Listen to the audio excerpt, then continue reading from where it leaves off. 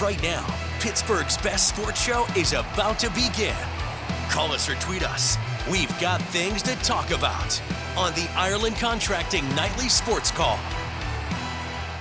Good evening, everyone, and welcome inside the Fan Cave. Bob Pompeani with you at 412-575-2600, the number to call. And it's been a very busy day. We have a lot to get into, and we'll do it with Chris Mueller at the PM Team 93.7 The Fan. And tonight we got a couple of trades by Kyle Dubas.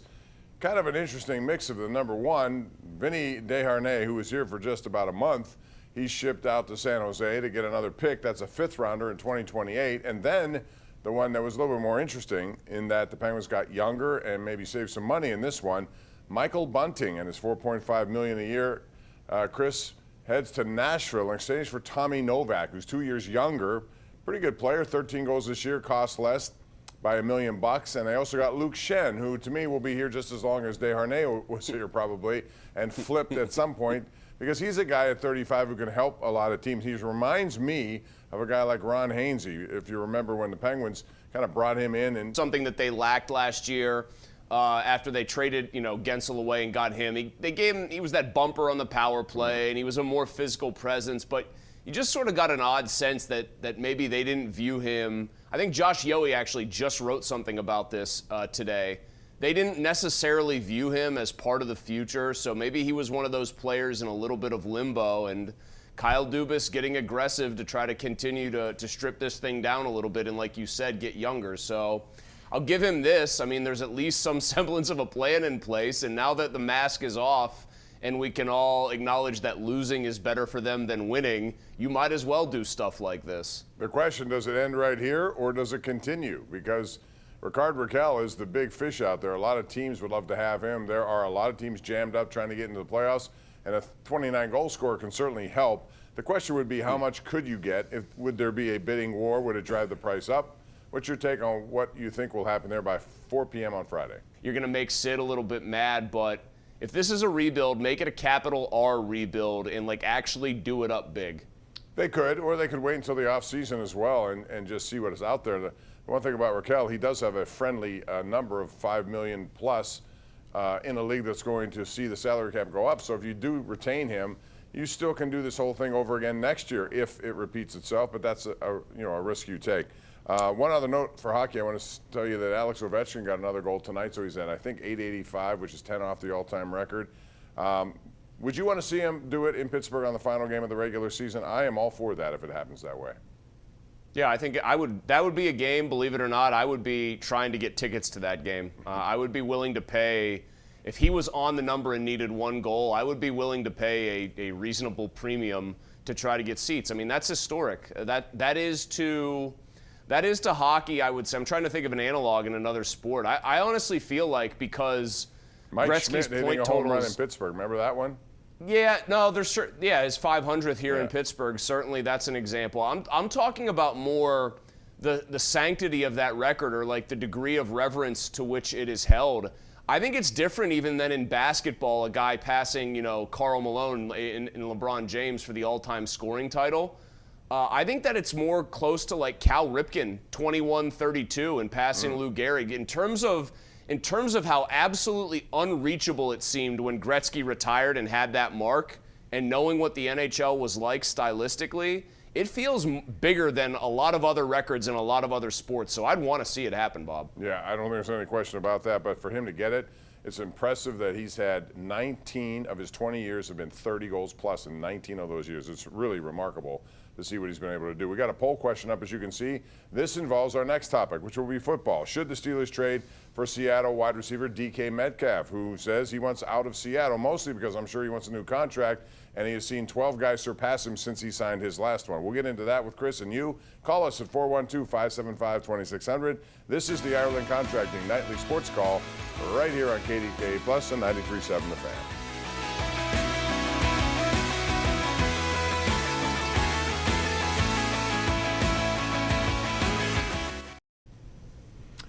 All right, welcome back. Our Xfinity mobile tweet of the night comes from the Penguins discussing this trade that we just talked about. Michael Bunting is the guy headed to Nashville in exchange Tommy Novak and Luke Schenn. You may have seen some of the fighting. Schenn's one of those guys who I think teams in contention would like to have. So maybe the Penguins can pry another pick for him down the road. So that may be just a temporary situation. 412-575-2600. Let us know what you think about all these topics and more. Chris, I want to ask you about a couple of things here. Number one, Christian Kirk was made available. DK Metcalf, part of our poll question, whether or not you think the Steelers should trade for him. First of all, that's complicated, I think.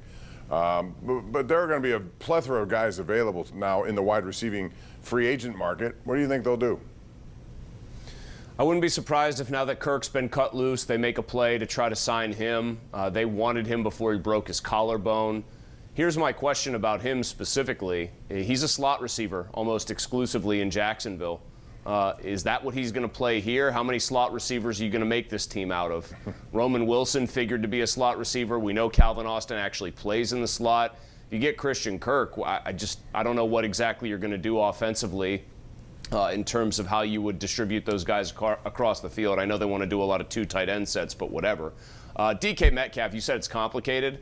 I mean, he wants probably $30+ million a year. He probably wants more than Ayuk got. I think he's a better receiver than Brandon Ayuk, even though he's a year older.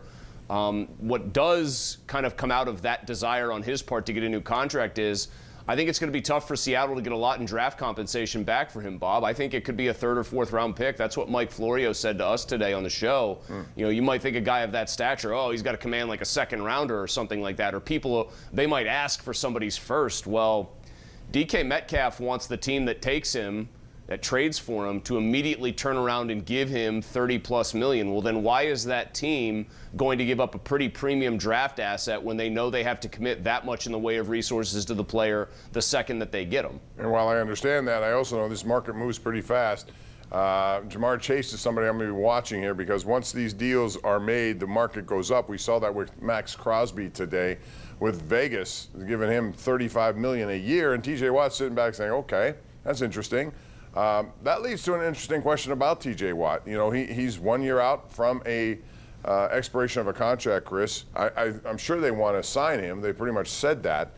But by waiting now and Crosby getting what what does the term now look like for him? How much money are we talking about? Or do you think they should just play it out 1 year and see at the end of it?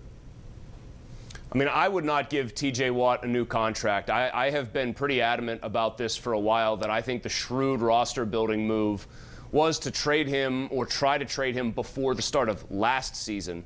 And certainly if people would have been balking at that because, hey, we have Kenny Pickett, he just came off this great preseason, fine. Should have tried to trade him before this season, when you really would have gotten still a very big haul, before this past season, I should say. But Art Rooney, I think, has kind of undercut any leverage they would have in any kind of talks with him by intimating that he wants TJ Watt to be a Steeler for life, that he kind of puts him in a rarefied air. And that means TJ Watt's going to be able to probably say, give me $36 million or whatever it is. I think Crosby's deal averages out to like $35.5. Watt can say, give me $36.5, and he's probably going to get it. And I don't understand why that is such an essential piece of business for the Steelers to do, if and when they do it, for a guy that has not been a part of a single playoff win yet in his Steelers career. That sounds harsh. That sounds mean. It's just the truth. Yeah, it is. And it is a lot of money. And if they had done this before Crosby's deal, and now I'm sure Myles Garrett is sitting there saying, okay, what am I worth? Anyway, let's get to the phone line. John in Oil City is first up tonight. He joins us here on the Ireland Contracting Nightly Sports Call. Hey, John. Hey, thank you, Bob, for taking the call. See, I just had a comment. Sorry about the voice. I got a cold. A comment about Metcalf. When he came out, he was like, should have been all-world. I just think he's an underachiever. I just need some opinion about that. Well, he had back-to-back 1,000-plus yard seasons, and then last year not so much. He is a big physical guy down the field, and he's made some big plays down the field. That's something that they need, and I wouldn't mind him at all. The money would, make me wonder a little bit, considering what else they have to deal with here, Chris. But he's 27. Is that his age, or 28? He'll be 28 midway through, right, or most of the way through this coming season. He's still in the prime of his life, I think. Well, yeah, he's in his prime as an athlete, and he is one of the biggest we think George Pickens is a physical freak. Metcalf is on the very short list of guys who you'd stack him up next to Pickens and say, yeah, actually, that guy has been more blessed with physical gifts. I wouldn't call him an underachiever. I think that offense in Seattle got more multifaceted in the pass game when they drafted Jackson Smith and Jigba. Tyler Lockett, who also got cut loose today, was a long time, very good, productive wide receiver for them. I don't think Metcalf is a one-trick pony, but sometimes they used him as such, where they were just trying to heave deep balls to him. But I think if he's in the right situation, like if you pair him with a truly upper echelon quarterback, he's going to put up ridiculous numbers. Richard in Penn Hills is up next. Hello, Richard. How are you? Hi, gentlemen. I'd like to talk about how to build the Steelers. First of all, I would Brock Purdy from the San Francisco 49ers with Mr. Revelin, I believe, in the 7th round there. He led them to a championship. But he's San Francisco property. Out there in Division II. Tommy touched on him a lot, and North Dakota's Cam Miller. Very accurate, very elusive, very fast. Well, it's not like it's not like, Richard, you can just go out and grab everybody you want to grab, and that's it. Speaking of Purdy, we had an interesting debate about that. Hold on, Bob. Bob, can I just be very clear?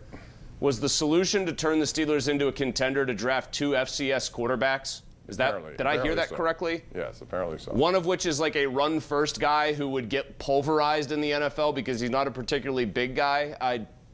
Okay, sure. What do you think Purdy's going to actually get?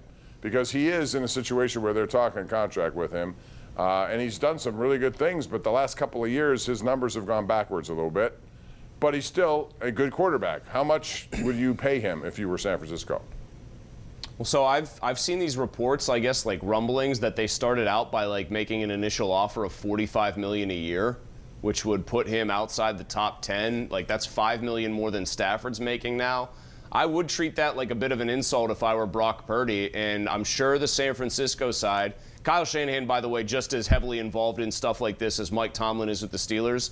I'm sure his response is, well, hey, it's my offense. That's what makes it special. Then Purdy could probably say back, okay, why didn't Jimmy Garoppolo ultimately work out? Or why, when you drafted Trey Lance with the 3rd pick before injury, did it not really work out? Why am I the guy that makes it work? A lot of his teammates rave about him. A lot of people think he's underrated, if anything. I think the elements would be a concern for me, though, if I were Frisco. I think he's going to end up getting, Bob, to answer your question, like between 50 and 55 a year. I think that's where it's going to settle out, probably in that 52 range. But I do wonder how they're going to fare unless they keep surrounding him and churning through good weapons, because I think he's, in certain controlled settings, I think he's really, really good. Yeah. I just do wonder about him in the elements. By the way, I have to fall on the sword here. You know, people want to take all my takes with a grain of salt tonight. I was point blank talking about the Eagles roster last night and what is genius Howie Roseman going to do. And I said, well, Howie doesn't really value off-ball linebackers that much. Who knows? They could let Zach Bond walk after one first-team All-Pro, Defensive Player of the Year finalist kind of season, and they could do all that stuff and then just fill it with somebody else. Naturally today, Howie Roseman goes way against type and gives Zach Bond crazy money too. Mulsey knows nothing. I'm very sorry. I think there was nothing wrong with that take. It's just that he, you know, I think in that case, a guy like that, the GM who brings him in, sees the success he has, that's his guy. He wants to keep his guy, and that's what he did. John and Cranberry, you're up before we go to break. Hey, John. Hey, Bob and Chris, thanks for taking my call. First of all, good luck to Robert Morris tomorrow night. But yes, my quick topic here is a baseball topic. I've been watching some Pirate games this spring training, and I wanted to get yours and Chris's quick take on the ball strike challenge system. What I like about it is it's very quick. They get it done in like 10 seconds. And the other thing about it is they measure everybody's height to adjust the strike zone in the box too. So I wanted to see what you and Chris thought about it. Thanks for taking it. I like it, and I haven't seen it all that much. I know Terry Francona's not a fan of making his team go through this, but I say bring it on, because it does exactly what that caller said, Chris. It adjusts, and you don't have to wait. You can figure it out right now if you want to challenge it. I mean, I think it's a precursor to getting rid of the umpires making any of the calls ball and strike related. I've long said just bring on the robot umps and get the call right. There is sort of a human charm to it. As long as they can somehow convincingly tell me that the technology is accurate and that like the strike zone is static and that they've got it right and they're adjusting for heights and everything else and how a guy crouches, I guess I would say bring it on, because it's going to make things a little bit more seamless. We're due for a break. We'll take it right now. Back with more on the Ireland Contracting Nightly Sports Call as you look at Acrisure Stadium on TV We're live on KDKA Plus and 93.7 The Fan.